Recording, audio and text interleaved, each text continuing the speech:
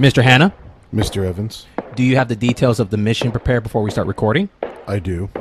Okay, so how about you tell me what was James Bond's assignment before we start? On this mission, Bond is tracking down an ex-00 agent that stole a hard drive and is trying to burn other agents working for MI6 in the field. Additionally, he wants to get revenge on M. This is SkyFall.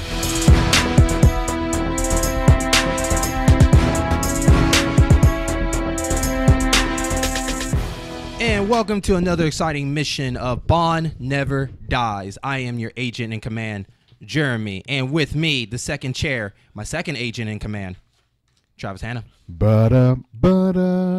It is time for Daniel Craig's third movie. Third mission. SkyFall. Skyfall. It's interesting about Skyfall because, like, it's interesting when we come with Bond names. Sometimes they either say the line in the movie or it's some kind of like a device or some place called that. And so you'll find out later in this episode what Skyfall is. But it could be interesting, like, why was it called Skyfall? Like, it's almost like the second movie. What was Quantum of Solace?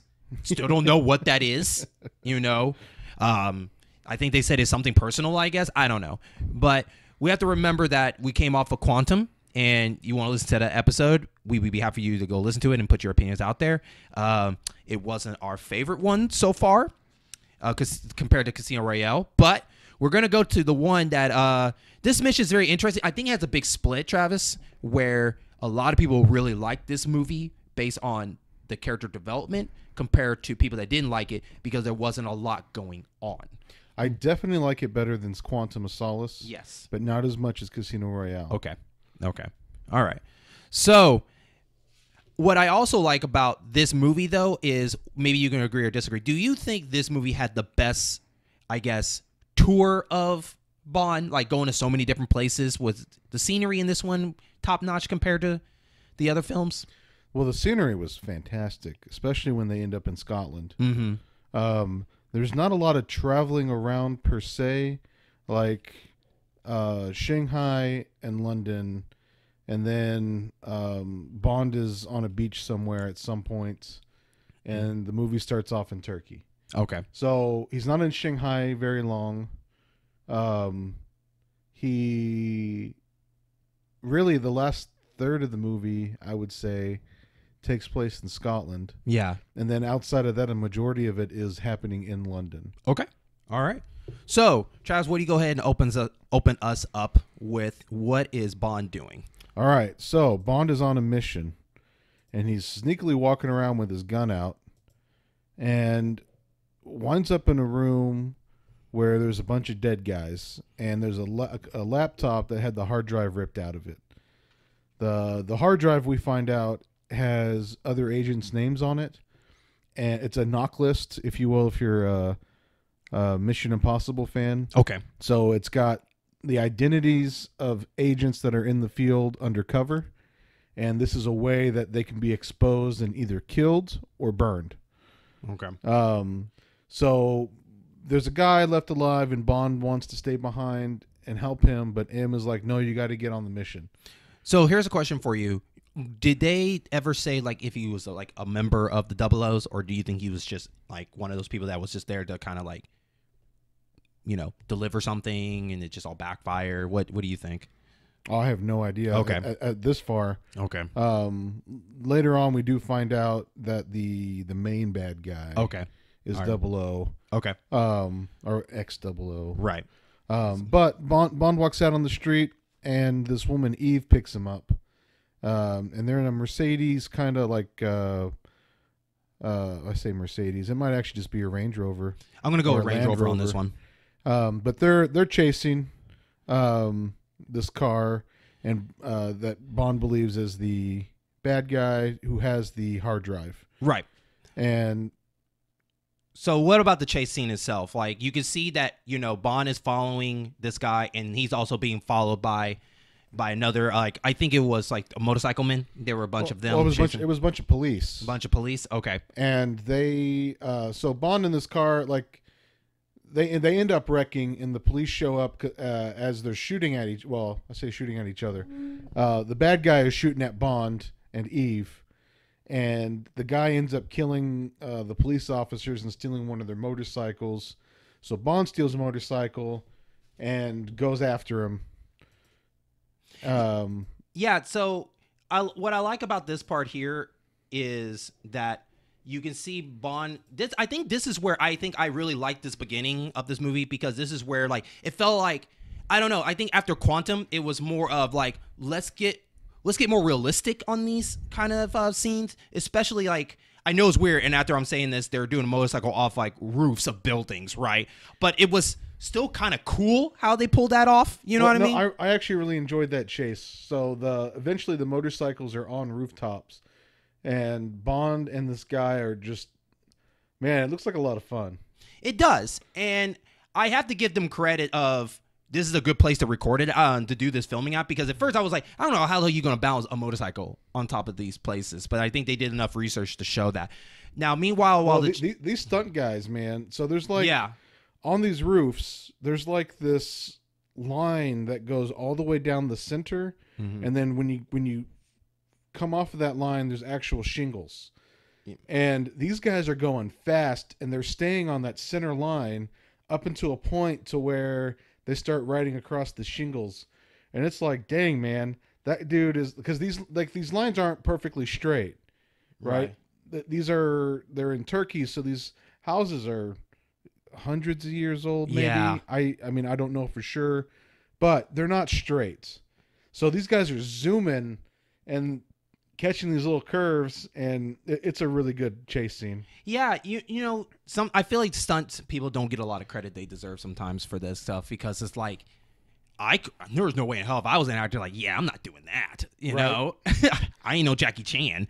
And so, but leading on to the chase, it leads to them heading onto a train. Now, the guy managed to escape by, I guess, he leaped off the bridge, landing on. No, not leaping off. That was Bond. I apologize. Well, no, like you're not entirely wrong here. So Eve is getting help from M and MI6. She's still in the car, and she like traps him on the road. And when he turns around, Bond is coming up behind him. And this dude doesn't even hesitate. Okay, that's what it was. He just drops his bike and jumps off the bridge and is on top of a train. And then the next scene, Bond like rams his bike into like the guardrail and goes flying over onto the train. Not as graceful. No. But I got the job done. It almost felt like he was trying to show him up too. He was like, okay, well, I can make it look even better, but it failed. Yeah. And so now during this time too, Moneypenny is basically on radio with let me rephrase that. M is on the radio with Moneypenny and Bond, and she's kind of losing control of what communication is going on because stuff is just going crazy. So now she's talking to Moneypenny, figuring out like what's going on, and she says that Bond hopped the train. Now during the train part, the villain or the bad guy is kind of shooting back at Bond as he's trying to get closer and closer. And these leads to some interesting scenes where the train's going out to the field. There's a bunch of tunnels. They're trying to get down when there's the right time. Moneypenny is just trying so hard to catch up with that train because she just can't she's almost losing sight of Bond. So much that Bond has to use one of the giant cranes that's actually located on the train to catch up with the villain, only because the fact that he disconnected the bad guy disconnected the train cart so he can get away. So Bond had to use the crane to hook onto it so he can get over that to get back on the train and go into to continue the pursuit. And for the viewers at home, Eve's last name is Moneypenny. Yeah. But yeah, it's basically a bucket truck, a Caterpillar bucket truck. Mm-hmm. And Bond is like trying to use the metal from the bucket to shield himself from being shot at, and at the same time hold on to the train, right? Which ends up ripping the whole back part off just as he climbs up the arm and jumps off. Mm-hmm. Right? Yeah. And then it ends up like him and Patrice are just fighting. We find out later the bad guy's name is Patrice. Yep. But it is a mean fight, and Jeremy is right. Like, they're going through tunnels, so they have to like quickly drop. The bad guy Patrice has the hard drive around his neck, so Bond is trying to get it, and the dude is just not letting go. Yeah. So Moneypenny ends up setting up off in the distance as the train is coming across a bridge, and she's going to try and snipe, but she doesn't have a clear shot, and she's relaying that she has them on target, but doesn't have a clear shot, and so M tells her to take the shot, and despite her best feelings, man, she takes the shot before the train disappears, and ends up hitting Bond, and Bond falls off the train, falls off the bridge, and I would say maybe 200 feet, 300 feet. Yeah.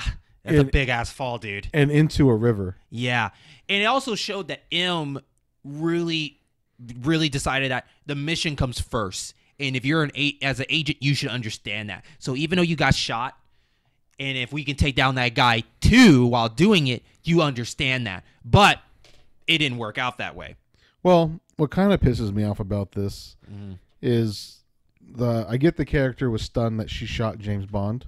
Moneypenny, yeah. But she has more bullets. She could have shot the other guy also. I think she was just shocked. Yeah, just shocked the fact that she didn't kill both of them. She's just shocked, I can't believe I just shot Bond only, and this guy escaped. And this is her first field job. Right. So I think it kind of showed more of. I like that, just the fact that I think I would have been stunned if you were there and I shot you, and it was my first time on the field. Oh my God, I shot him, and I failed the mission. I think it's almost to the point she lost focus and just let him get away. And so I also want to point out that Bond did get shot while pursuing this guy, because that's going to come up later. But it shows Bond's body in this river, and it falls into, I'm assuming, the sea. Yeah. And it goes right into the Bond intros, which has the song "Skyfall" performed by Adele. So, what are our thoughts about this one? I really like this song. I really enjoyed this song. I feel like, in my opinion, it set the mood very well. Compared to the other two Bond songs in this Daniel Craig one, this one felt a little bit more the old style of, say, The Spy Who Loved Me kind of feel a little bit.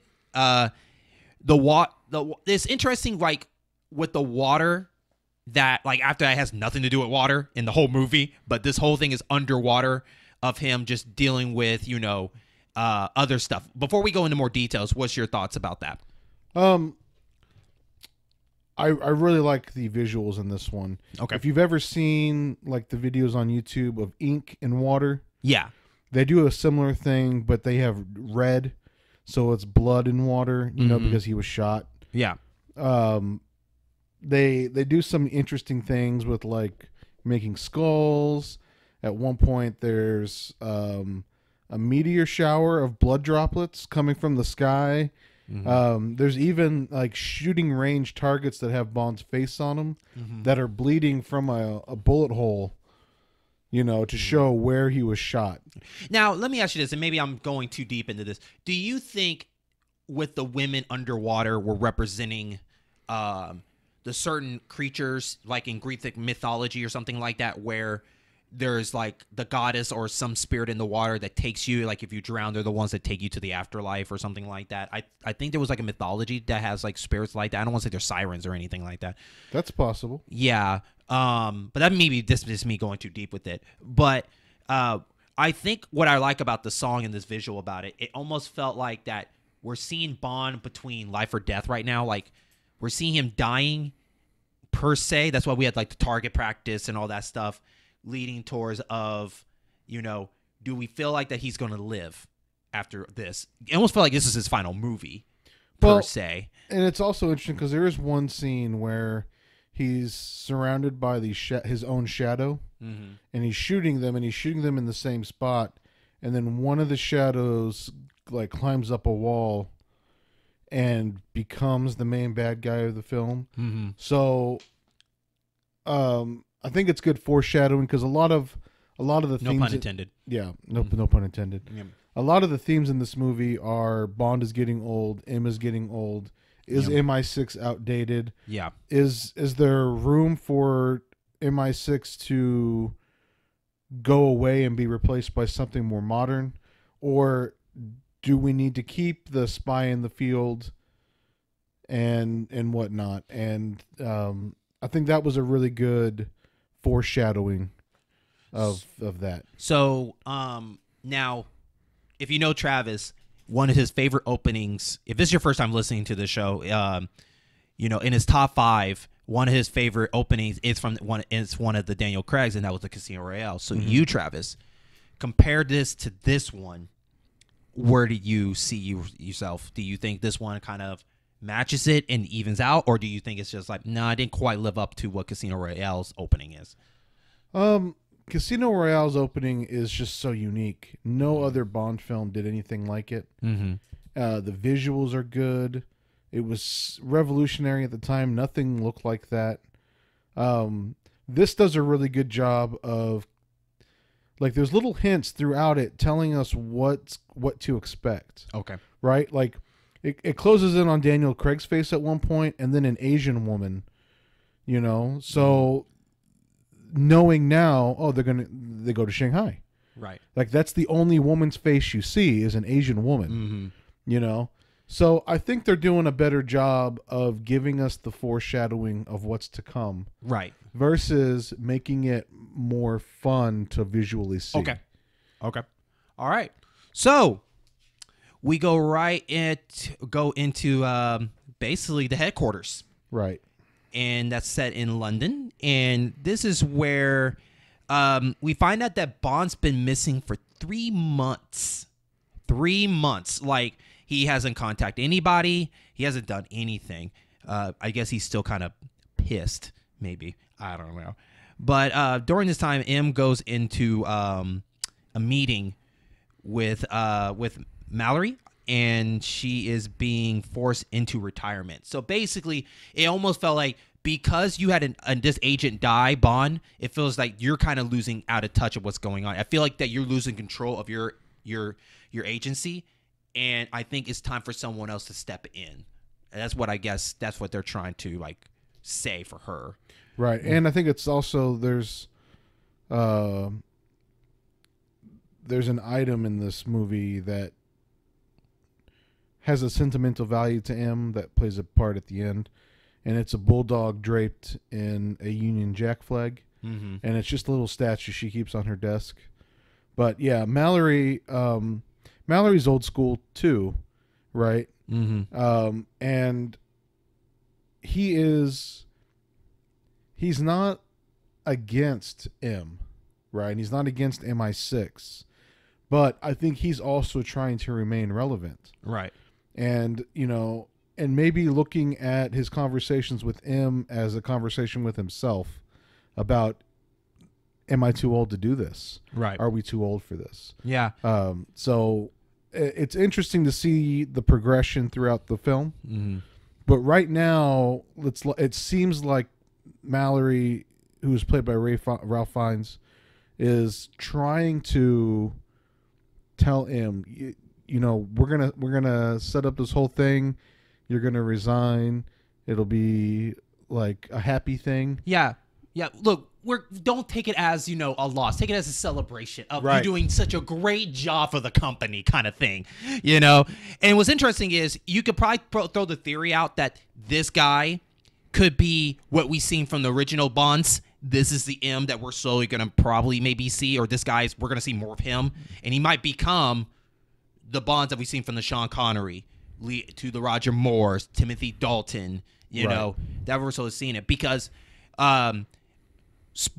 If you probably already seen the movie, we say that, but we know that this is probably Judi Dench that's playing M. This is her last appearance in the Bond series, as if people don't know that by now, or you shouldn't know that by now. And so, let's move on. Okay, so M is driving back to MI6 headquarters, and she gets notified that the hard drive that was stolen 3 months prior is currently being hacked. And as they're trying to figure out where from, they realize it's at MI6 headquarters on M's computer. And so M tries to shut them down from in the car. And as they're rushing to MI6, they get stopped on a bridge. And they get out to confront the police officers to let her by. and at that moment, she can see MI6, part of MI6 blow up. Yeah, and so now, just as not part of the chronology of Bond, but just overall, this movie and I believe The World Is Not Enough is the only two films where MI6 had an explosion at their headquarters.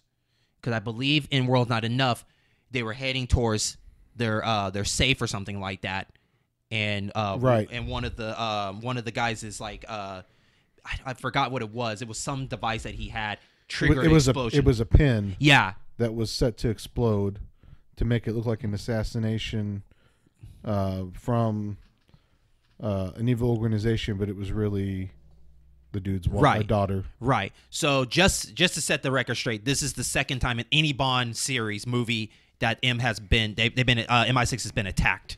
So now, speaking of that, let's go to somewhere a little bit more tropical. Let's go check on, well, it's Bond, and he's on a beach somewhere, because Travis wrote down in my notes, beach somewhere. Yeah, I couldn't figure out where they were. But Bond is making out with this woman, and he is just drinking. Every scene you see him in, he's drinking something. Yeah. So I'm almost because he had an earpiece in the whole time, and so he heard M tell Eve or Moneypenny to take the shot. Mm-hmm. And so I think he feels betrayed. Yeah. By M, who he thought was looking out for him, this whole time. Yeah, and in the fact he almost died too. So like add that all together. So like it almost to the point where, like he wants to quit. Like he kind of quit. Yeah. So he ends up walking across the beach to a bar, and he's there all night doing shots with a scorpion on the back of his hand.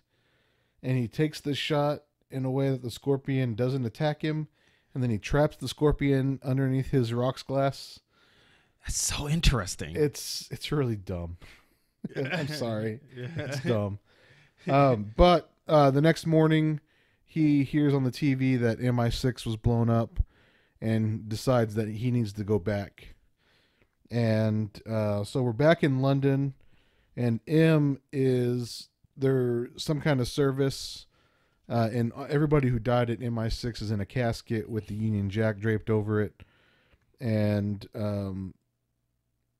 M basically is like, I'm going to find the guy who did this.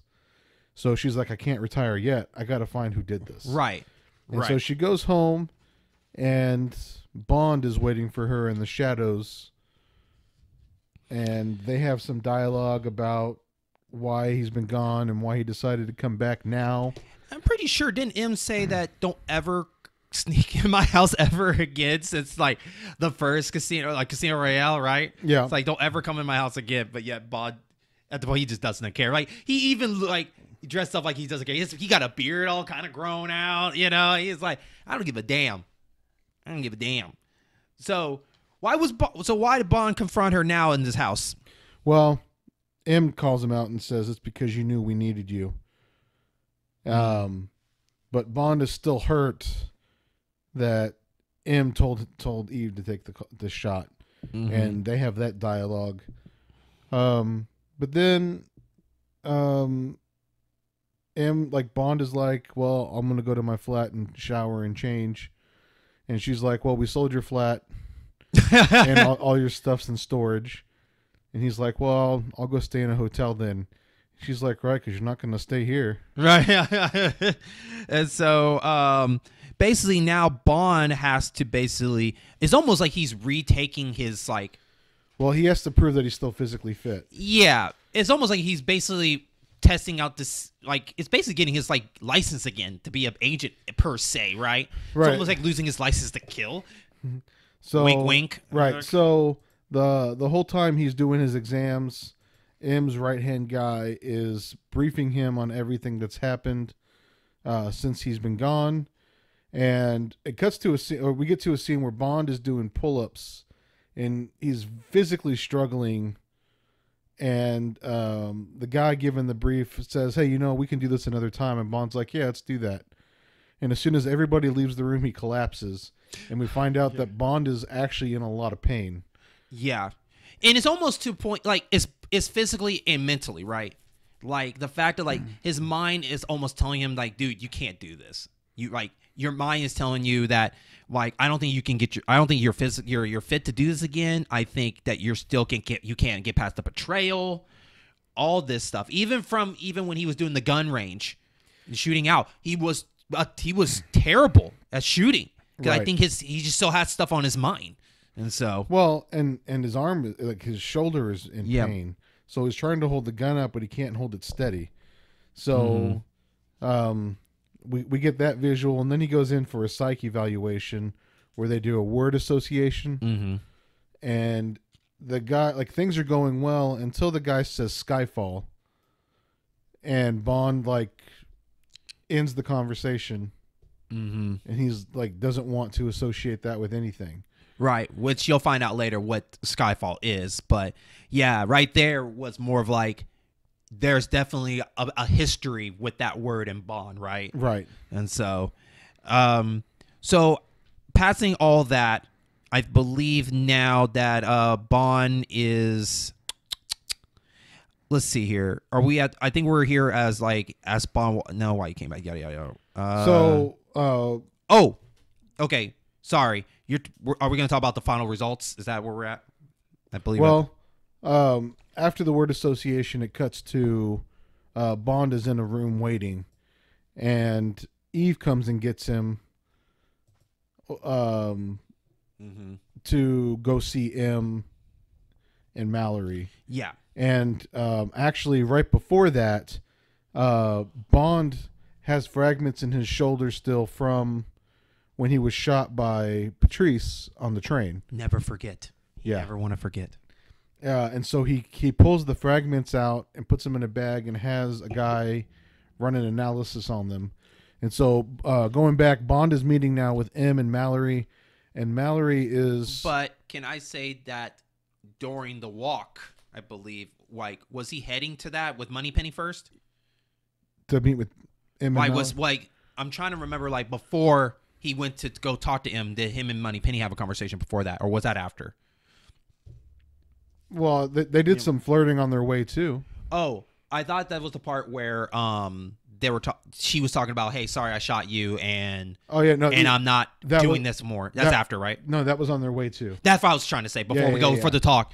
Moneypenny was kind of escorting him per se, and she was talking about, like, I'm not in the field. I haven't been on the field since that incident. She still kind of feels bad about it, but they were talking like it was more of like, like it was a joke to it, like, hey, sorry I shot you there. It's kind of awkward kind of way. But anyways, now into the talk with M and Mallory. Right. So Mallory essentially is asking Bond, why come back now? Why not just stay retired? Are you still fit to do this job because of your age? Like I said, there's a whole age theme going on. But Bond pretty much just kind of blows him off, and M ends up putting him back on duty. But right before that, the exam, like the bullets the fragments that were examined, comes back that they're a specific type of bullet that are custom made and only a certain few people use. And Patrice is one of those people. And Bond sees that M has like a weird look on her face, and so Bond asks her, "Is there anything you want to say?" And M says no, and so she ends up clearing him for duty and says, "You need to talk to Quartermaster or Q." Yeah. And then as he walks out, M's right-hand man says, "I thought he didn't pass the tests." And M says he didn't. So M put him back out in the field even though he wasn't physically fit or mentally fit to do so. Yeah. So how do you feel about that? Like, do you feel like that... Well, first of all, did you like the idea of him trying out for the part again, or he should have just went in and just got the assignment? Like, how do you feel about that? I thought it was an interesting way of briefing him and the audience on what had happened in the 3-month span. Okay. Right. So we're not just sitting in a room talking.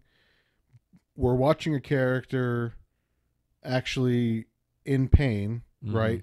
Trying to fight for his job, something he, even though he's mad at MI6, loves. Right. Right. Okay. So I thought it was a good way to do both things. It's not just a static, here's everything that happened. Oh, and Bond is hurt. It's, oh, here's everything that happened, and fuck. Yeah. Even though he's in pain, he's doing more than I can do. Yeah. Right? But at the same time, it's like he's not shooting straight. He's keeping his calm, but what is this going to mean for him later on? Right. So, I thought it was an interesting way to wrap all that together.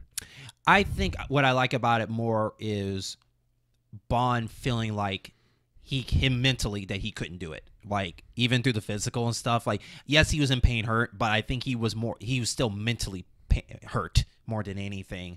And the fact that he doesn't know if he could really do this. Like, I think he's doing it to prove it, but at the same time, I think he's split between that and, I don't know, maybe this will be my last mission because I don't know if I can complete this job or wherever this is going to go. But let's go right into our introduction of. I'm lying. There's no Q. It's stuff is we get introduced by Q, but don't expect any like cool gadgets or anything like that. So Bond is at an art museum looking at a piece, which is an old steamboat being dragged off from service. Like, it's no longer going to be used in service. Oh, okay. So it's, again, a thing about age. a lot of symbols, a lot of metaphors going around here. They're really like foaming it in. Like, for all the character development things they're doing that are really interesting, like they're just like batting you in the face with age is a problem. Right. Even the quartermaster, that is twice young as Bond, as they sit together and talk, and he's like, "Yeah, you're the quartermaster." He looks like he's 28. Yeah, you quartermaster? Yeah, you're lying. No. What? So Q gives Bond some paperwork, ID, passport, plane ticket to Shanghai. Yeah, all the information he needs. Yeah, and then gives him a gun. Now, mind you, they are in a museum and there are people around, and he just hands him this box with a Walther PPK. And it's set to only recognize Bond's hand, so it'll only shoot if Bond is holding it. And then he gives Bond a little radio transmitter as to call in the cavalry if something bad happens. Okay. Right? Okay. So it's a little funny that it's in such a public place that they're just walking around. Oh, I don't know, Travis. Casino Royale. I mean, two guys secretly trying to knife each other at the dinosaur museums. So it's like it's not the worst thing ever. The only difference is like they're actually like sitting here like talking about it, compared to like two people really close look like they're having just a close conversation or something, So yeah, Bond really likes public places, I guess, in that kind of way. So anyway, so it cuts to Shanghai. Shanghai's beautiful. Oh, real quick. Bond makes a comment about not as exciting as the old days, and Q makes a joke about having exploding pins and says it's not really their style anymore. So I thought that was pretty good. Yeah. But anyway, so they're in Shanghai. Bond, I think it's a filler scene. It's a beautiful filler scene. He's waiting for information. He's on this rooftop in a pool, swimming, and he gets a text message about a flight arriving. So he's dressed up kind of like a chauffeur, and IDs Patrice getting off of a plane, and so he's following his car on the street, and they end up at this building where Patrice kills all the security guards and is making his way to the elevators, and Bond is staying a good distance back so Patrice doesn't see him. And Bond does actually a pretty cool move here. As Patrice gets on the elevator and the elevator starts going up, Bond parkours up this That was pretty this awesome. glass Yeah. like cover, and then hangs on to the elevator all the way up to the floor that Patrice gets off on. That was pretty awesome. So Patrice gets off, and this, okay, it's an office building. I get it. But this room is so odd. Hey, man, that's why we're here to talk about it. Yeah. So Bond climbs up the elevator. He gets onto the same floor, and everything is blue because of the lights, all like the neon lights all around the building. Do you think it's one of those things? It's like something they just set up when it's like, you know, they're done for the night. They just have those lights on and just have it there just to have it there. Well, no, there's like a ton of neon lights. Okay.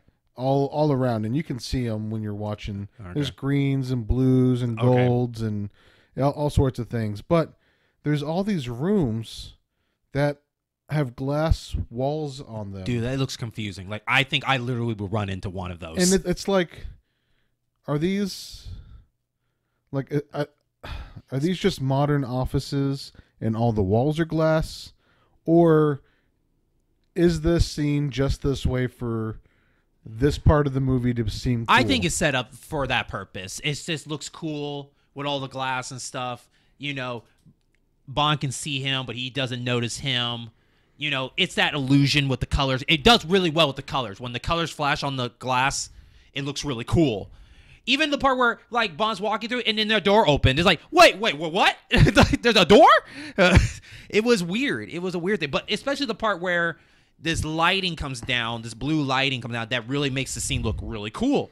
It's unnecessary. No, it looks cool. It's a really cool visual, but I'm just like, it's very unnecessary. What kind of office is that floor going to be?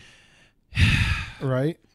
But I guess anyway, that's Shanghai. So Patrice is like got a machine cutting a hole in like the super thick glass, and he's eyeballing these people across the way in another building. And Bond is just like taking his time, getting close to Patrice. And there's a guy that sits down and is looking at a painting, and Patrice shoots him in the back of the head. And then as soon as he gets up, like, Bond tackles him. And I'm like, Bond could have tackled him a long time ago. He could have saved lives. Right.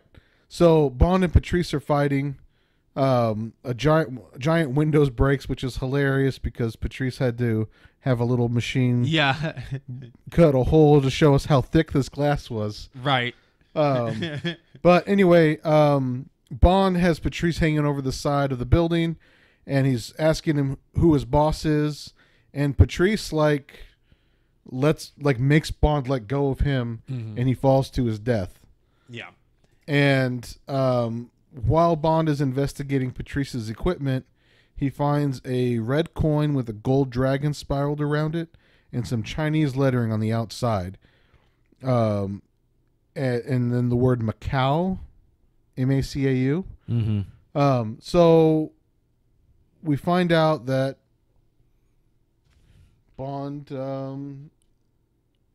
is going to go find out what that coin does. Right. And we cut to M, and M has it looks like clickbait. It does. Makes me wonder, like, you're an agent. What are you doing taking chances on this? Right. When she clicks on it, it takes her to YouTube where it shows 5 agents whose identities have been burned on the internet. Mm-hmm. And before they get killed, M is trying to notify MI6. And then there's a message that says 5 more every week. Mm-hmm. You know. And then the last message thing, it said, thank you for your sins. I think it said at the very end of the program. It says, thank you for your sins. Something like that. Yeah. So we cut to Bond, and there's this really, really nice casino. It's very nice. Oh, I take that back. Bond is getting ready to go to the casino. Okay. And this really weird scene with him and Moneypenny. Bond is getting ready to shave, and then he has Moneypenny shave his face. See, I'm not getting this this chemistry. This chemistry is not working for me for these two. Like I get it. Like I get what they're trying to do, but it's hard to do that after you have one agent that shot you, and it feels like you're trying to get these two to make up somehow, which they don't need to make up because they already understand, like, hey, you did what you had to do. It's not your fault. It's M. So why are we trying to push this further than it should be? Because the shaving part, like, was kind of like, I don't know why. Like, I feel like that if she's not the Bond girl should be doing that in a weird way. It's just a weird scene altogether.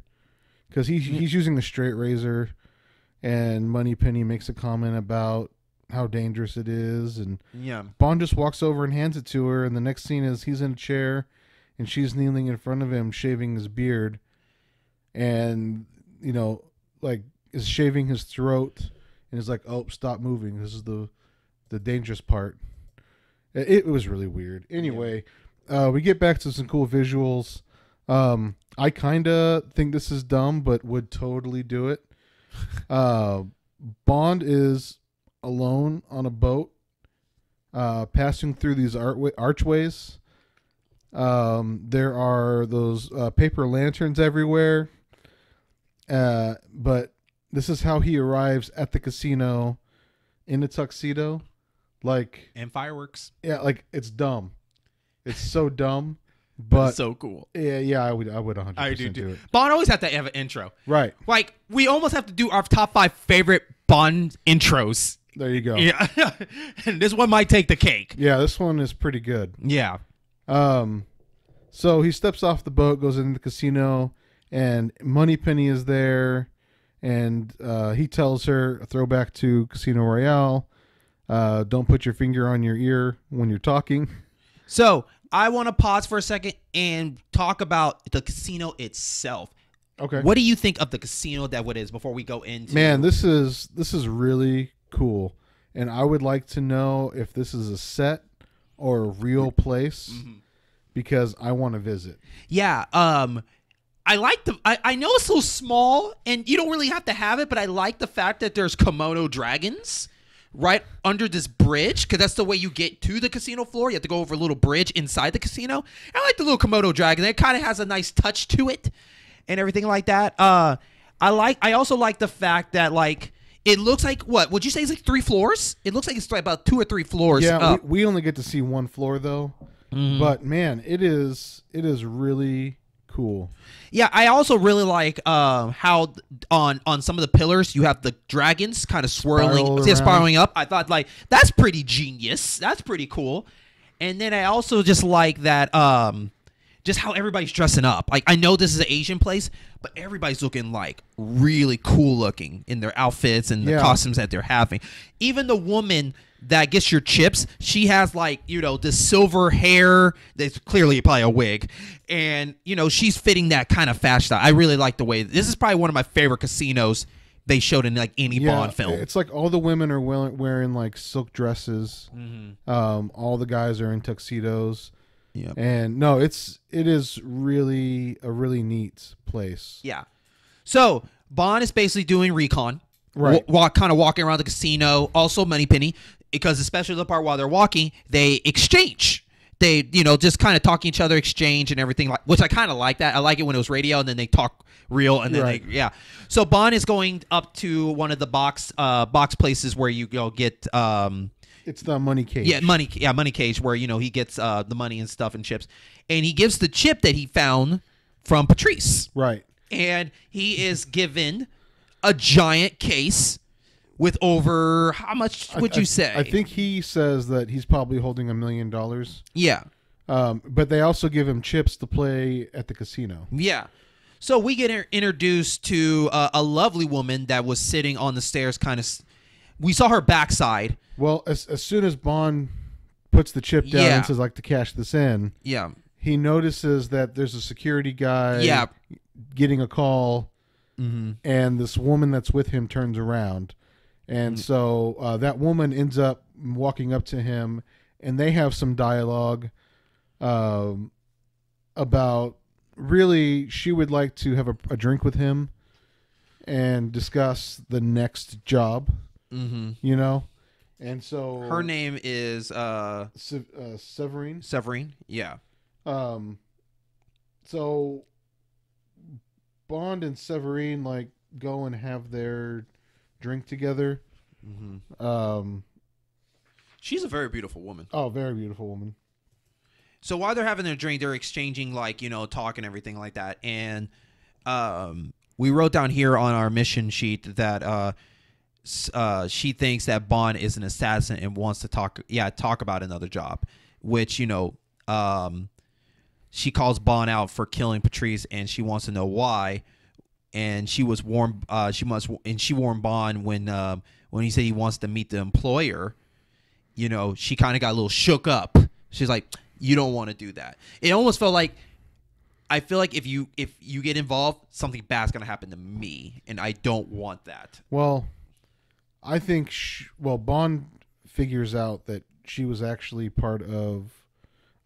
She was kidnapped and put into slavery, essentially by whatever Chinese mob, and that she has been. The bodyguards that were around her were actually her captors, and when Bond kind of breaks all this stuff down, I think she's hoping that Bond will find a way to help her die, because she wants out of that lifestyle, right?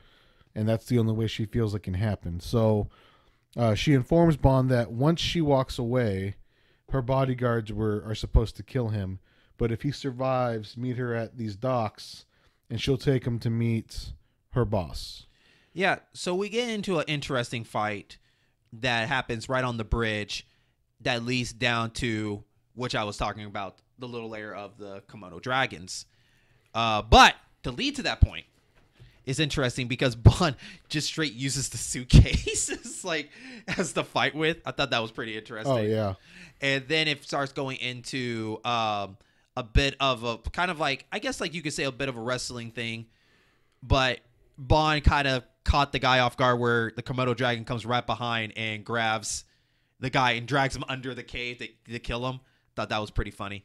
And then when Bond was climbing back up, he was about to get killed by one of the guards, but he got knocked out by Moneypenny and the suitcase again. The suitcases must be freaking heavy. Well, this is actually a kind of ridiculous scene too. So the bad guy tries to use Bond's gun against him, and guess what? It doesn't work. Yeah. So, well, I guess it's one of those things.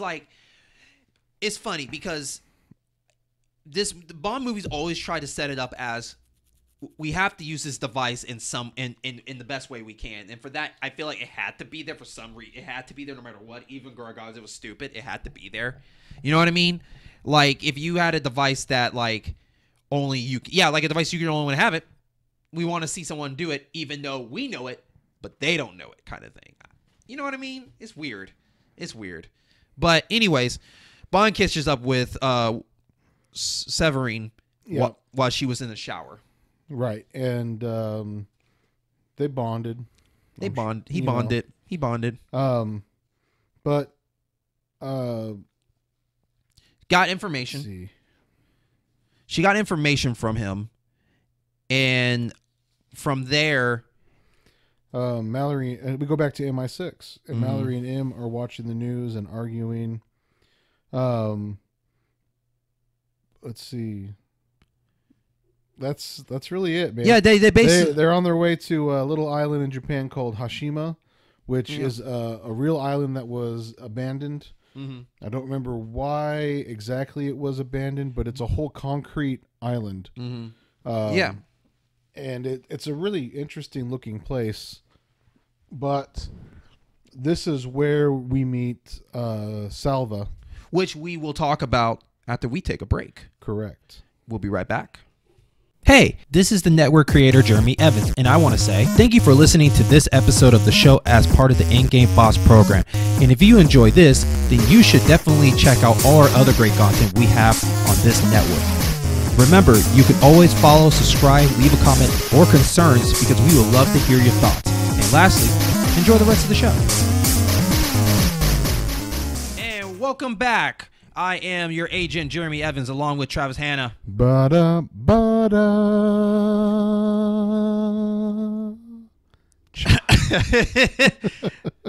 And it's time to go right back into the second half of this, where we are now in Ashima, Japan, where Bond basically mysteriously, well, not mysteriously, he's being taken to go see the employer. He by Severine, who we met in Shanghai. Bond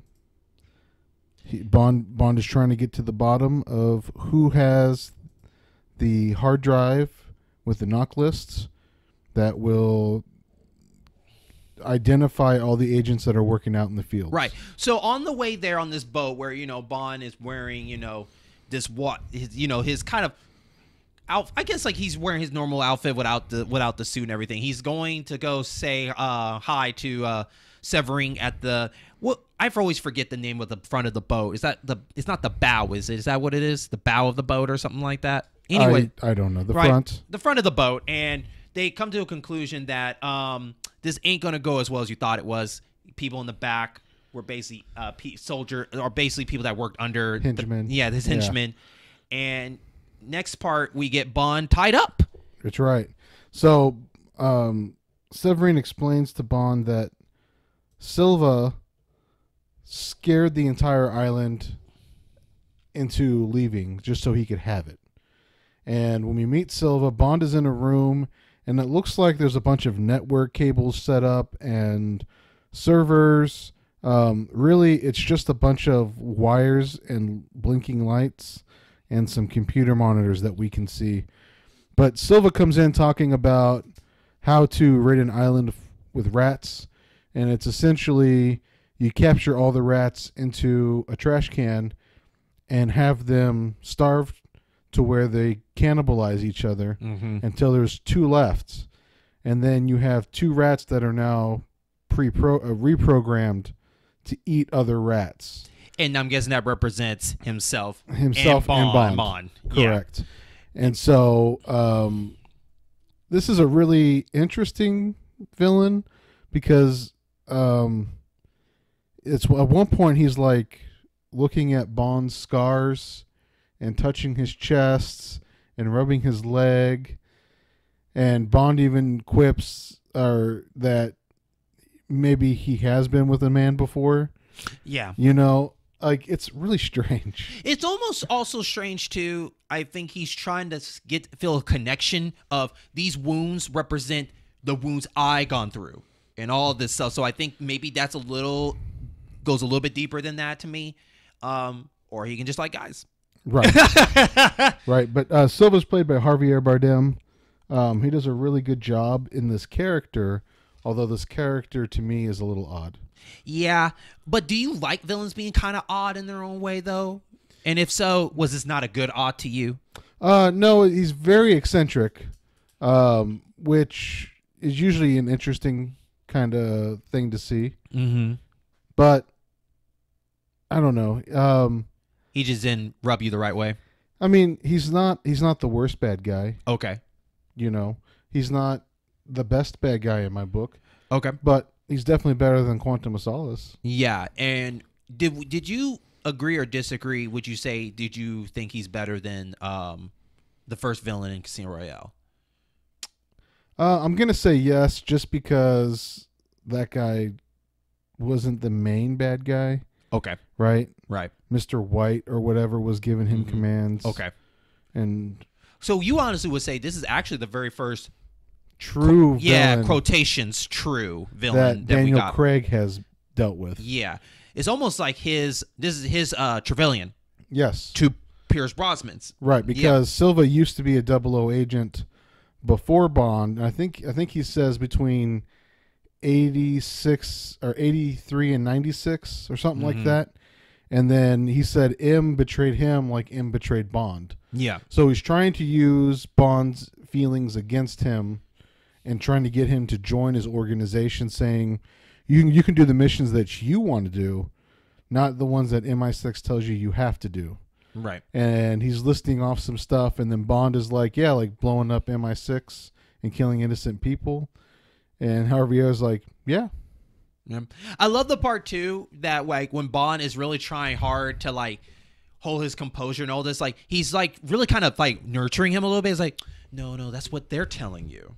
That's not you really talking. That's them talking for you. You're a little brainwash of what they're telling you, and I'm here to tell you that it's okay. Everything's gonna be okay, kind of thing. Right. Really trying to get him to understand and come on his side, like you were mentioning, and so that leads to him kind of like, kind of giving him a little bit of a tour, and he's also. And did we mention that on the way to the island, Bond activated the radio? No, but thank you for mentioning that. Yeah, this is important. Bond activated the radio that Q gave him, and so Bond is really just biding his time. But right, go ahead. So here he kind of lets him loose, and he kind of like Silver's so confident that Bond's not really going to do anything that he let him loose, and he's like, hey, come with me, I want to show you something, and. They're walking a tour of this ruin. And regardless if it's ruined, it's beautiful looking. This is a beautiful place, regardless. And you could tell that he wants to show Bond just doesn't have it anymore. So he wanted to kind of like just break him down. So one of the biggest testing parts, and this is probably one of my favorite scenes, is Bond was going to share, or Silva was going to share a drink with Bond, but instead he decides to put this drink on Severine that is tied to a rock, per se. Right. It was a statue that's been crumpled. Yeah. And go ahead. But it looks like she's been beat up, questioned. Yeah. So interrogated, for all that. Bringing Bond to the island. Yeah. So here she is tied up, kind of really woozy and whatnot. But, he puts the shot on top of her head. She told her, hold still, don't move. And she wanted to test Bond on, I want you to try, to shoot the shot glass off her head. So Bond being forced to do it, of course, it's funny too because the movie kind of shows like maybe Bond can do it, but he doesn't. He fails. And and I think it's important also that they're using black powder handguns. Oh yeah, those are nice looking guns. Like dueling pistols is what they look like. So black powder isn't accurate anyway, right? Because it's ball ammo, and there's no grooves inside the barrel to drive the shot straight. So you think he did that on purpose, knowing that? Even if Bond was right on, there's a good possibility that ball ammo would move in flight because there's no. So it's a lose situation, basically. Right, almost. like he could have hit it, and it would have been a good shot, but it also at the same time would have been almost a lucky shot. Right. So Silva basically tries to like show what he can do. He didn't even try. He's like, my turn. Boom! Just kills her. Straight up. Yep. Not even trying. It was kind of hilarious because, like, at first I thought, hey, they're going to show each other who's the better shot. No, he's more like, she was going to die anyways because you missed the shot. So that was kind of what he symbolized. Like, since you missed the shot, she died. Because if this was a real mission and you had to save her life from another gunman, your shot missed, she was going to die. So that's what I got out of it. But Bond was kind of like, okay, whatever, and he basically goes into fighting his way out. And this was a pretty cool scene. Yeah, so he uses the black powder gun to shoot another guy, even though it's a one-shot pistol. But ends up killing all the henchmen and gets Silva cornered. And right when Silva asks him, "What are you gonna get out? What are you gonna do by yourself?" And he said, "Who said I'm by myself?" MI6 shows up and attack helicopters. Mm-hmm. So Silva gets captured and brought back to MI6. And they have a nice little cage for him. Yeah, it's a Magneto cage. It's all glass. Yeah. So from there, M appears, and this is the first time she's seen him in years. Right. And they exchange, talk. And you can tell that Silva has this little mindset of their relationship feels like a mother and son, because he would basically call her mother, and like, I don't know, Mama was in there either, but like just like kind of really treat her like mother a lot. Well, in his talk with Bond, he explains that he had a close bond with M, and then when M betrayed him, it hurt more. And in this whole scene, we're finding out like that he was left to be tortured. And he had a cyanide capsule in one of his teeth. So he broke his tooth and tried to use the capsule, but it didn't work right. And it ended up burning out his mouth instead of killing him. Oh, that was nuts, dude. And so M is done talking to him And before she walks away, he like pulls out his mouth prosthetic Yeah. to show her what happened. You know, dude, that's impressive. Like, I know special effects, but that was pretty damn impressive. Like, well, that's really cool.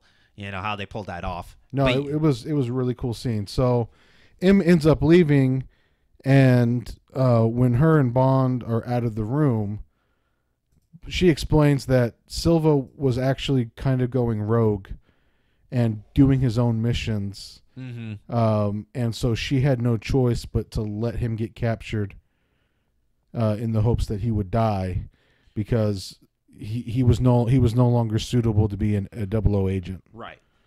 So from there, we go right into basically a courtroom.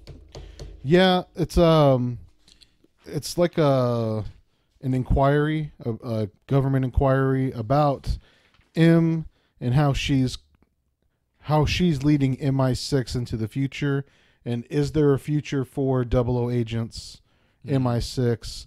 What is their purpose in a digital era? Right. Again, aged. You're only old until you believe you're old. Right. So Bond is back at MI6. This hearing is happening at a separate building. But they're trying to hack into Silva's computer, which it was a bad idea. And Q is all cocky and says, the encryption that he's using, I designed it, so I can get through it, no problem. But as they're trying to get through it, the encryption keeps changing, and Bond notices some words on the side that are locations, and they end up piecing together an underground map. Well, as soon as they do that, MI6 starts opening up. Doors start opening up, and so Bond freaks out and goes to Silva's cage, where this is kind of funny because he runs through a room of agents, and in the next room there's 2 dead guards and Silva's gone. There's no door. There's no, like, someone could have alerted Bond or anyone that there were 2 guys dying. No, that's a good point. In the next room. That's a good point. They suck. Yeah, terrible, they suck. terrible guys. Terrible. So it's a pursuit. It's a pursuit. So it leads them down kind of like, would you say, like a sewer tunnel kind of thing? Right. It's the subway, and then they end up underneath the subway. But it's a whole like subterranean area underneath London. And so Bond is tracking Silva, and he ends up in a subway tunnel. And as he's trying to get through a door, that Q is leading him around with the map that they downloaded from Silva's computer. Bond can't get through. A train is coming. He has to shoot a lock to break through at the last minute. Meanwhile, these 2 cops see Silva and hand him a giant package, and Silva changes into a police uniform. So Bond gets into the subway and is trying to find Silva. Q is looking on cameras to use facial recognition to try and locate him. He thinks he sees Silva. He has to confirm, and he confirms at the last minute as the sub is pulling away, and tells Bond he has to get on the train. Yeah. So Bond like runs and jumps on the back of the train and tells the conductor to open the door. That was pretty funny, though. Yeah, it's a pretty good scene. Yeah. And then tells her that he's with health and safety. Meanwhile, we're getting this interesting speech from M talking about why we still need to exist. Because what you guys don't know is that we are the people that take care of problems behind the shadows. The things that you don't know is going on, that is going on, and we're there to take care of those things that are going on, if that sounds confusing for the listeners. So, you don't know what really goes behind here, and that's what we're here to do. Right. So you don't worry about those things that are happening. Right. It's plausible deniability. Yeah. And so I actually liked that speech. It was a really good speech of what she said. What's really interesting about that scene, though, is the lady that's questioning M is just berating her. Right. And Mallory is on the panel and finally says, why don't we hear from M? Right. And so that, just so that there's a change of pace. And M gives that great speech, and she quotes a poem I don't know the name of the poem, but it was a good poem. Yeah. But in the meantime, Bond is chasing Silva, and they're like sliding down escalators and running, and Bond ends up catching up to him in this underground area underneath the subway, because the substation they're in, all these cops were called to help Bond find Silva. Mm-hmm. So Silva's dressed up as a cop. So there's a ton of cops, and he's trying to differentiate which one is actually Silva. So he captures them down underneath the subway as Silva is climbing up a ladder. But then Silva makes the roof explode. Somehow. And Bond is like, "Was that for me because you missed?" And he said, "No." And you can hear a subway train coming, and it falls through the hole, almost killing Bond. Yeah, and probably a bunch of other people on that subway too that we don't know about. And so I actually like that kind of. I like this scene. You can tell definitely that Silva's character is definitely comparable to what you say, the Dark Knight Joker. Yeah, because being a 00 agent, he knows what MI6's protocols are, and has forced them into those protocols so that he could trap them. Right. So essentially, he planned on getting captured. He planned on them hacking into his computer so that he could show them, actually get closer to M. Yeah. Right? Because now Silva is driving across town to go to the hearing that M is in, so that he can shoot her in front of a bunch of witnesses. Right. The thing is a bunch of people jump in the way. Bond gets there. There's a shootout. Bond ends up shooting or basically like dumping fire extinguisher to like fog up the room. Well, Silva gets pissed off and gets out and escapes. M is put in her car, and Bond gets in the driver's seat and decides the best thing to do is use M as bait and take them to a playing field where Bond is familiar and Silva is not. Which is called Skyfall. Yes. But before they do that, Bond goes and picks up the DB5 that he got in Casino Royale. Which is now loaded down with guns that he'll use later on. Thank God. Right? Yeah. So they drive to Scotland, and it's Bond's family home. And we find out that Bond's family, that his parents died, and that there is a groundskeeper named Kincaid that lives there. And essentially, they home alone the house to where when Silva and his guys show up, there's a bunch of booby traps. Now, can I pause for a minute and say, this is such a beautiful scenery. It's beautiful. I felt like Bond was a spoiled brat. Right? Because this house is so incredible. Yeah. And he's just like, I don't want anything to do with it. In fact, he ends up blowing it up himself. Right. And I was just like, you son of a bitch. This is such a beautiful home. And beautiful land. Yes. It's just a beautiful set. Kudos for that location. It was really nice. So before jumping into the giant battle, like you said, they're basically exploring the house, going down memory lane. With the help of the groundskeeper, they're trying to get ready for this big battle to come. Right. So like you said, setting up booby traps. One of them was pretty interesting. Was the we're not going to go into every detail of everything how the battle went out, but I want to talk about some of the creative ideas that they had. So for one, where light bulbs would be on the chandelier, they had bags of screws. So when they turn on the light, sparks supposed to hit and they're supposed to fly everywhere, which I never thought of that. I thought that was kind of cool. I don't think it would actually, I don't know if it would play out actually like they portrayed the movie, but it was kind of creative for the stuff because they didn't really have stuff to go with. Right. No, and I've seen something similar where you drill a hole in a light bulb and you pour gasoline in there, and when you turn the lights on, the electricity ignites the gasoline and causes it to explode, and then fire rains down. Okay. So this was an interesting take. Yeah. Kincaid, Bond is expecting there to be a bunch of guns because his family has a gun room. Yeah. And Kincaid informs him that no, they sold all the guns because they didn't know if Bond was alive. Right. And they have to maintain the property. Mm-hmm. So they sold everything except for Bond's dad's hunting rifle, which is actually a double barrel shotgun. Mm-hmm. With his dad's initials on it, AB, which we find out is Andrew. Right. But anyway, Kincaid also shows M that there is a secret passageway that leads out into the moors on the property. So if they don't stop Silva in time, with the firepower they have, she can escape. Okay. And so we get a scene where Kincaid is kind of bonding with Bond again because he hasn't seen him in years, and is trying to give him pointers on how to shoot.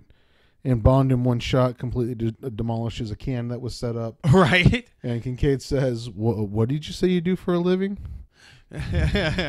Or teacups. They were teacups. Yeah. Anyway, so it ends up they're just waiting for Silva and his men. Eventually they show up.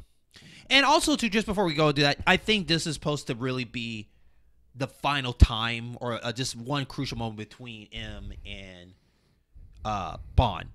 Like, we don't know what's going to happen. And so we kind of slowly see them kind of have this bond for a little bit before the final fight, going on. So anyways, to the final fight. So Silva and his men eventually show up, and Bond hides out in his DB5.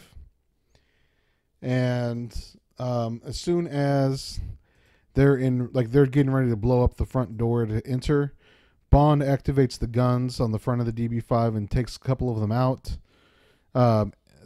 Some of them run inside where Kincaid and M start taking them out.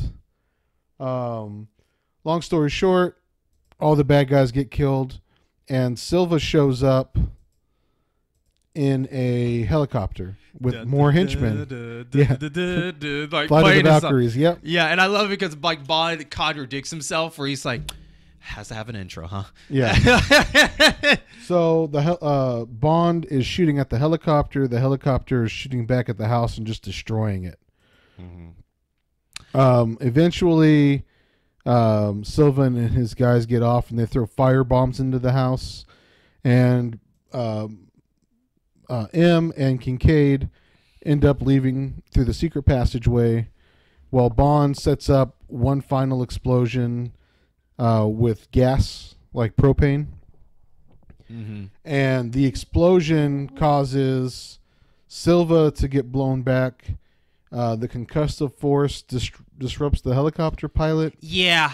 And the helicopter ends up crashing into the house. And while all this is going on, when Silva starts coming to, he sees a flashlight out in the moors and goes after them. And so does Bond. So Bond is taking out the remaining henchmen and ends up on a pond. And Silva shoots at the ice on the pond. And Bond and this henchman end up... to stop Bond. Yeah. And they're getting ready to kill Bond. So Bond grabs the gun of a henchman that's standing behind him. They blow through the ice. And Bond and this guy are fighting under freezing water. Yeah, so question. The believableness of that. I don't know if... Do you think he would have survived that? Even with that cold of a temperature? I don't know, man. In the Titanic incident, people had, I think they said 10 or 15 minutes before they froze to death. Okay. So that water was super cold. Yeah. I don't know how cold it gets in Scotland. I assume it gets really cold in Scotland. Okay. I don't know how cold it is there at this time. Okay. But there's ice.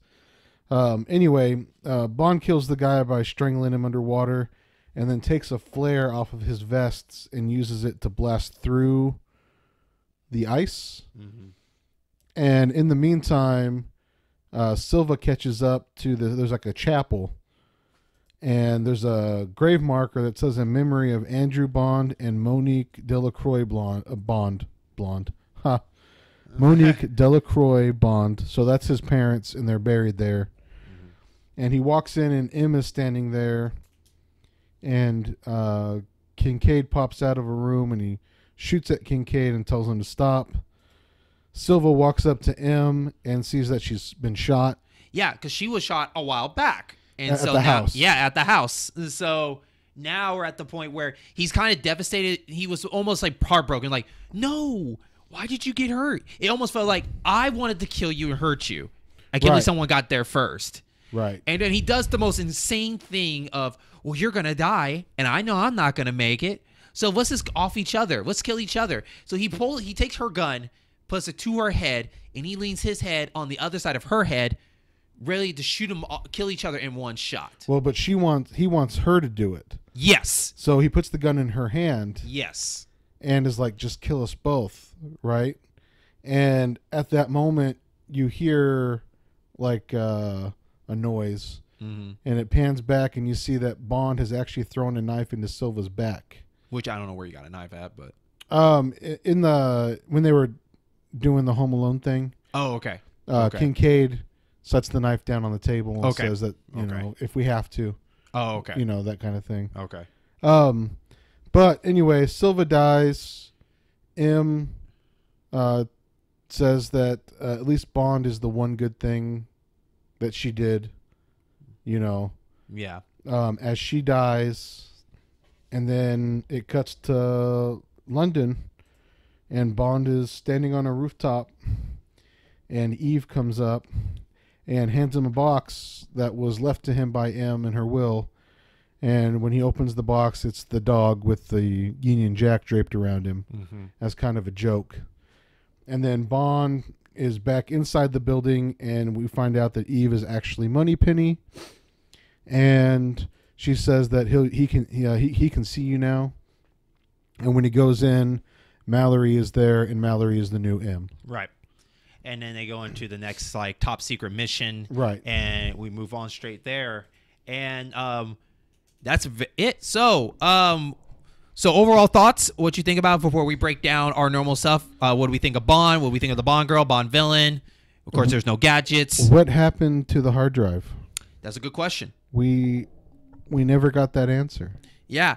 It almost felt like that this became so much of an issue that, you know, maybe I'm just throwing a theory out there. If they took care of him, Silva, then, you know, they don't have to worry about the hard drive, I guess, maybe. Well, but it's still out there somewhere. So you're saying that anybody else can probably pick it up? Right. Right. Maybe the next villain will probably pick it up and carry it from there. I don't know. Anyway, overall, it wasn't terrible. Okay. It felt really long up until the final third of the movie when they get to Skyfall. Yeah. Which is Bond's property. They don't really say why Bond hates that place so much, other than his parents died, and that's when he was 10. You know, and I don't see why that's a reason to hate it. You know. But before he blows up the house, he says, you know, I never liked this place. Right. So I thought that like there's some loose ends I feel that are missing. I feel like Skyfall is a misleading name for a home. It almost sounds like it's more like a device that's supposed to do something, kind of like GoldenEye. Like if you watch GoldenEye and you find out that GoldenEye is a home to somebody, it kind of like, why did they call it GoldenEye? Like Skyfall doesn't sound like it would be a home. It sounds like it would be a device that's supposed to do something to cause effect to the world. Skyfall. So that was interesting that it's a home. I wish they went into more details of why they decided to call it Skyfall home or whatever. But I did still enjoy this movie. I like that the characters were a little bit more developed. The action scenes had more meaning behind them for their purpose instead of just action scene compared to Quantum, not just action just to be action. I like the villain.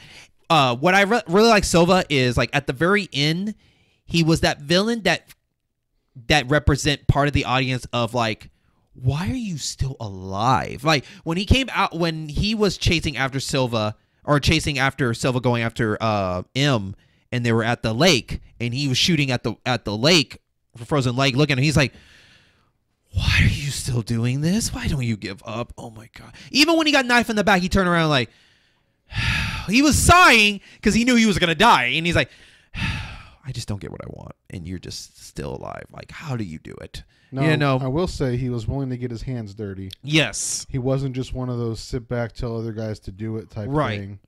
You know? Right. So in that regard, he is a good villain. Yeah. You yeah. know? And I think like the best villain so far in the Craig. in the Craig series so far. But because the movie starts out so slow, I can understand people getting bored very easily off of it because it takes a while for this build up. It wasn't until Silva came where it started like, now we're picking up. Right. Compared to most of Bond villains, they come pretty early and we're slowly learning a little bit about them as we go, right? Right. And so I do think that Moneypenny was it's weird. Like I like Moneypenny, but I feel like that she was a waste of time for this. You know what I mean? She wasn't really doing anything for the film. Oh, it almost felt like she overstayed her welcome. I feel the same thing with Severine. Like, yeah, she was just the way to get Bond and Silva to get introduced, which you could have done that in a number of ways. Right. Right. So yeah, that was weird too. Yeah. I would say, and you said this earlier, that M was more the Bond girl in this one. Yeah. Than the actual pretty women. Right. Right. Younger pretty women. Yeah, say. and I definitely agree with the fact that and I think they meant to do that because this was her final farewell. Right. The question for you is going into the Bond girl. We'll go ahead and go into the Bond girl since like this really movie was more towards M. This was more towards an M movie. Do you think this was a good goodbye to her, or do you think they could have done a little bit better for her farewell? I mean, at least she didn't just retire and go into hiding or whatever. Mm-hmm. She actually was killed in the field. Yeah. Fighting for her life. Like, she set up some of the booby traps. You know, she killed some of the guys. So, yeah, you know, considering how old Judi Dench is, and this whole movie is a really... How old is too old? Right. I think she kicked more ass than a lot of other Bond girls. Yeah. Yeah. It almost felt like she kind of had to, right? Right. Because she is like the boss. So she like put up or shut up. Right. You know? You also mentioned about the age of the movie. Like you kind of felt like it kind of foamed it in too much of age and failure over and over. This movie came out in 2012. So, I mean, if I remember right, Casino Royale was 2006. Mm-hmm. So this is the third movie that Craig is in, and we're already discussing age. Okay, yeah. You know what I mean? Mm-hmm. Like, maybe it's too early for that. Right. Do you feel like that if they brought the age, it should have been strictly more focused on M instead of like Bond and all that kind of stuff? Well, I mean, they could have brought up the age and not harped on it as much. Right. You know, like everything in this movie was to show you that there are newer and younger people, mm-hmm. you know, that are working and that can do more than a field agent. But the reality is you still need boots on the ground. Okay. Right. So I don't think that they needed to harp on that so much. Okay. But I mean, yep. It is what it is. So how do you feel about Bond in this film? Do you feel like he accomplished his mission? Do you feel like that he did very well for himself in this film? What do you feel about Bond? I feel like he did a lot of the investigation himself. He got some help from MI6, but really once he found the coin and started down that path, it was all him. You know, even tracking down Silva, like he had to work when Silva escaped, and then he recognized that Silva got away and that protecting M and using M would be the best way to capture him as opposed to trying to track him down in the city. Okay.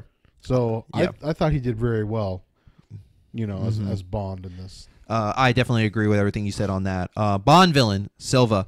I think Silva was a good villain because I think to be a good villain, you have to push the hero to go do stuff that he normally doesn't do, right? Correct. He's not up to Goldfinger level, but I do consider him a good contender among some of the other Bond villains. that he might be a number 6 for me.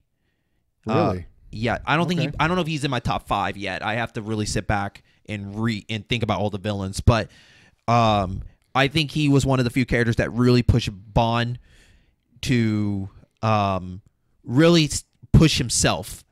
Like, if you mess up, Bond, I'm willing to kill everybody to do this. I have nothing to lose. Right. Kind of like Trevelyan, which I think they really use a lot of reference to Trevelyan to this character. You can tell because because when you watch this, you could definitely get a GoldenEye feel of, okay, we've been here before. We had a guy from the inside went rogue.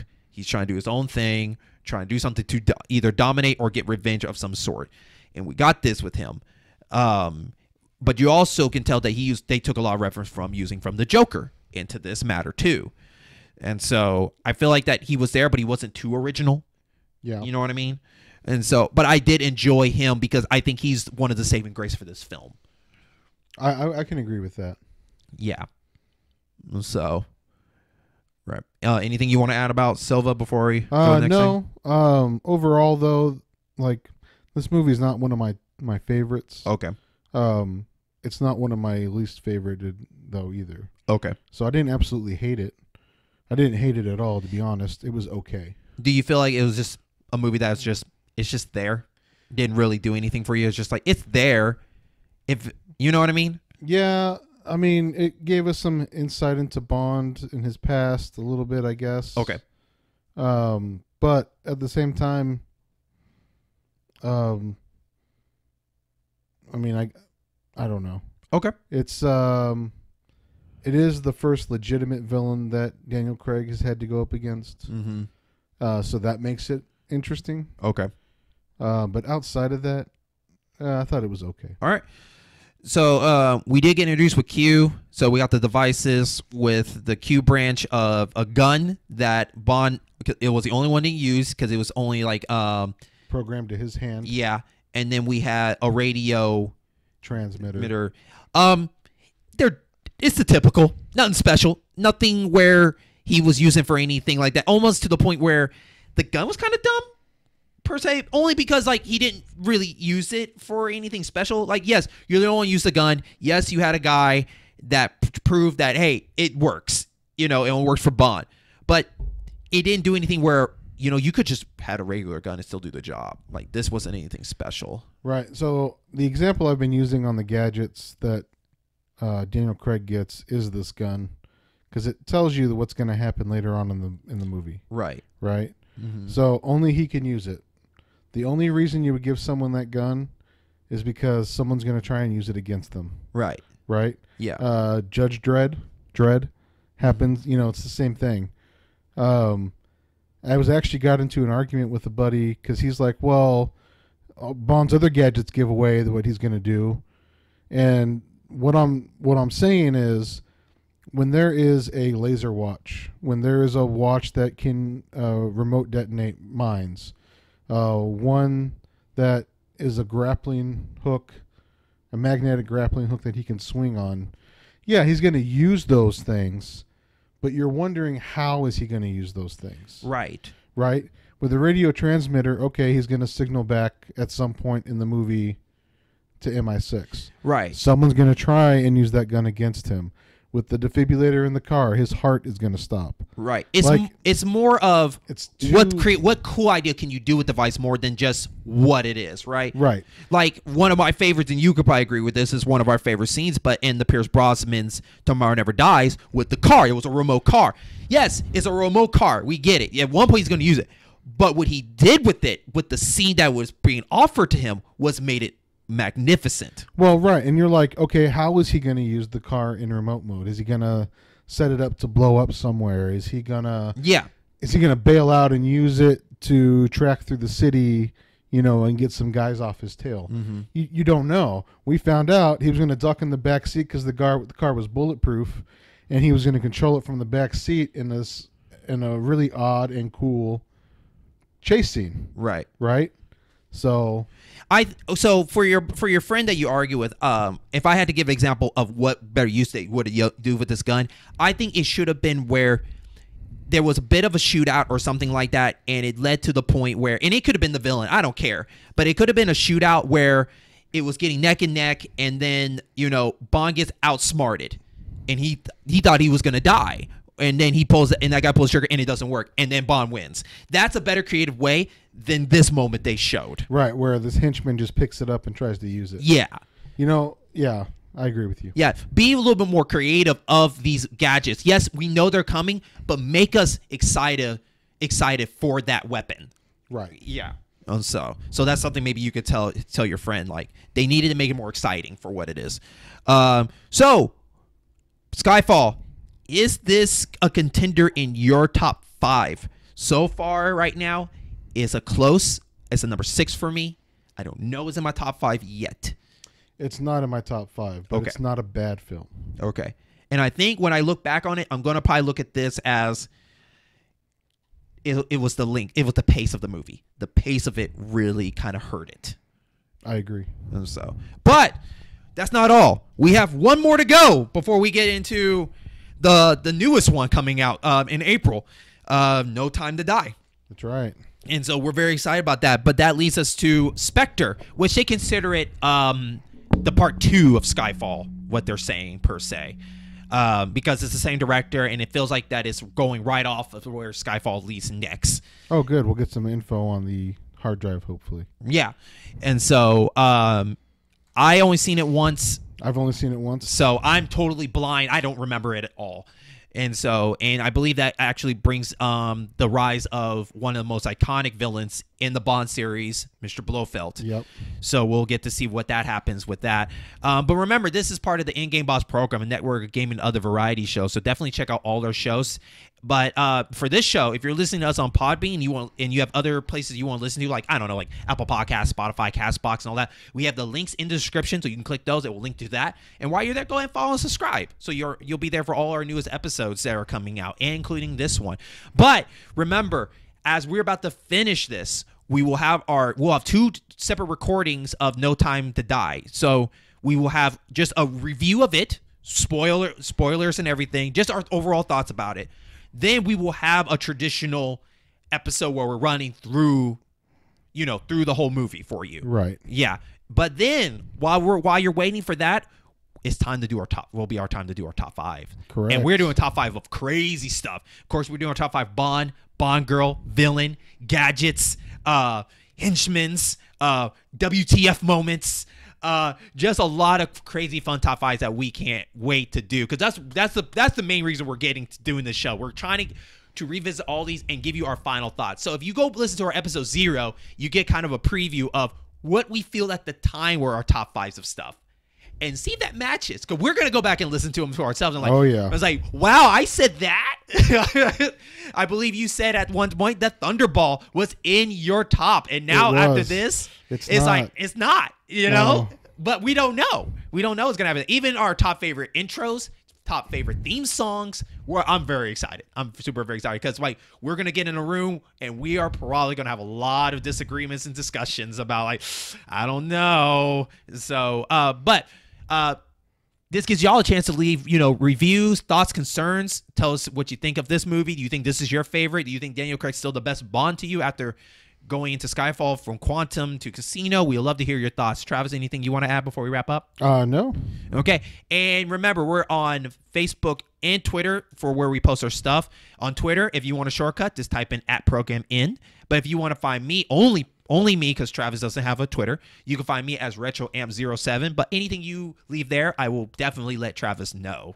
And so with that, we will catch you on our next mission. Ba-da, ba-da.